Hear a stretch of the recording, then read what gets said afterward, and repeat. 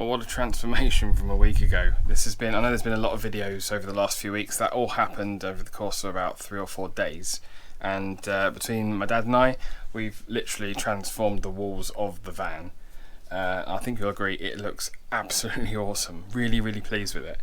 I have driven it without the bulkhead as well, and it's not as loud as the other 2 vans. Whether that's because this van's more modern or it's because we've done such a good job, who knows? Clearly there's quite a lot left to do. So today I'm going to be doing the floor. There's many ways to insulate the floor. What I'm going with is this foil bubble wrap kind of stuff you can get in England from B&Q for about 30 quid. It's pretty good stuff. Used it on the LDV conversion. We had it for kind of as a vapor barrier, and it worked quite well. We put rock wool on the inside, or the outside if you like, the side facing the panel, and then closed it off with some of this stuff, and it was good stuff. So we're going to use that again. This isn't self-adhesive. The stuff I used on the LDV was, so I've got some foil tape and I've still got some spray glue left from doing all the panel work. So a combination of the two, we're going to lay that down first, and then I was given some of this stuff from my brother. Still got some left over. Not sure I had enough, so I bought some more anyway because it's cheap, and it is literally like polystyrene. Between the two, that should work quite well. When it comes to doing the ceiling, anything I've got left over, I should have some of this left over. So I'm going to panel it, the main sections. I'm just going to try and stick some strips up there. And then, like I said, we've got the old, it's not actually rock wool, this stuff. It's like eco rock wool. But that'll be going in the ceiling when we do that, which will be the next video. First thing I need to do, before laying this down, if you remember from a previous video, when I was routing the wiring, I did mention about split charge relay. I was going to route the wiring up, along and down. Kind of thought it would be easier if I run it along the floor. So I wasn't originally going to pull the floor up, I was just going to leave the plywood down, but when doing some reading, apparently the floor, insulating the floor makes quite a big difference. Hence, I've taken the boards up. So that makes it easier to route the wiring we've got. Because there are so many channels in the floor, I figured it would be easy just to run it along here, and then I can just go up and over this plastic trim and then down into the passenger footwell where the battery is. So I'm going to do that first, tape it down nice and secure, and then we're going to go down with the foil bubble wrap type stuff. Well, that was pretty straightforward. So I've taped it all the way down. I've kept it to one groove because I want to try and reuse the original screw holes that the plywood was in, with longer screws obviously. So what I've done is where I've taped the front part of the wire up, that is in line. And obviously here my plan is to come through where this tie down loop, there's a hole for that. So come up through there, and then connect to everything else there. Plenty of space for that there. So I now need to lay this down. If I undo this one-handed,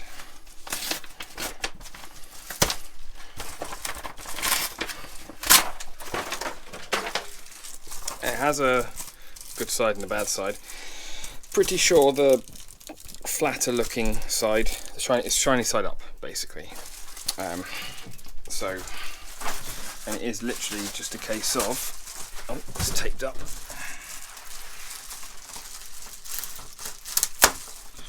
Can't say it's not well packaged.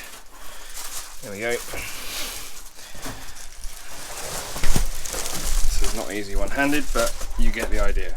Lay it out. I'm going to use the foil tape on all of the edges, and obviously I've got to make a cutout for the wheel arch, and then I think this was 8 meters long, so I will probably just do little sections that way coming down here, just so that I don't use it all up, and leaves me plenty then to do the ceiling.